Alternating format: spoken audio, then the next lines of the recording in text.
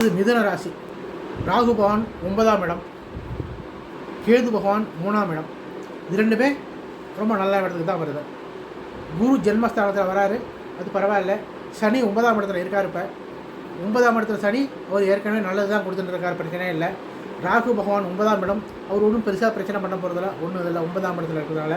3ஆம் இடத்துல கேது பகவான் அனுகூலமான இடத்துக்கு வரார், ரொம்ப சிறப்பான பலன்களை தருவோம். 3ஆம் இடத்துல இருக்க கேது வர கொஞ்சம் சகோதரர்கள் குடும்ப ஒற்றுமை மேலோங்கும். சகோதரர்களுள்ள இருந்த பிரச்சனைலாம் இதாகும், பிரச்சனைலாம் சரியாகும்.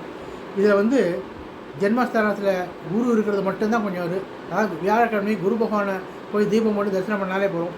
மற்றபடி சனி பகவான் அனுகூலமாக இருக்கார், கேது பகவான் அனுகூலமாக இருக்கார். ராகு 9ஆம் இடம், அதுவும் பரவாயில்ல, மத்தியமான இடம் தான். இதனால் குரு பார்வை வரப்படுறதுனால அவருக்கு கஷ்டமாக எதுவுமே இருக்காது, ரொம்ப நல்லாயிருக்கும். இதில் வெளிநாடு போகிறதுக்கு ஆசைப்பட்டவங்களாம் இப்போ அந்த சான்ஸு கிடைக்கும், வெளிநாடு போகிற இதெல்லாம் கிடைக்கும். இந்த பூர்வீக சொத்து பிரச்சனை எல்லாம் இருந்தவங்கலாம் அதெல்லாம் ஓரளவுக்கு ஒரு அனுகூலமான இது பலன் கிட்டவங்கள்ட்ட. வியாபாரத்தில் இருந்த தடையெல்லாம் நிவர்த்தி ஆகி கொஞ்சம் வியாபாரங்கள்லாம் கொஞ்சம் சிறப்பாகவே இருக்கும், நல்லாவே இருக்கும். ஏன்னா 3ஆம் இடத்துல இருக்கிற கேது அதை வியாபாரத்தில் கொஞ்சம் முன்னேற்றத்தை கொடுப்பாரு. அதுக்கப்புறம் 9ஆம் இடத்துல இருக்கிற ஏற்கனவே சனி இருக்கார், அவர் 9ஆம் இடத்துல ஏற்கனவே உங்களுக்கு பொருளாதாரத்தை நல்ல விதமாக கொடுத்துட்டு தான் இருக்கார். அதனால் பிரச்சனையும் இல்லை. நல்ல மனிதர்களோட உதவியெல்லாம் இப்போ கிடைக்கும்.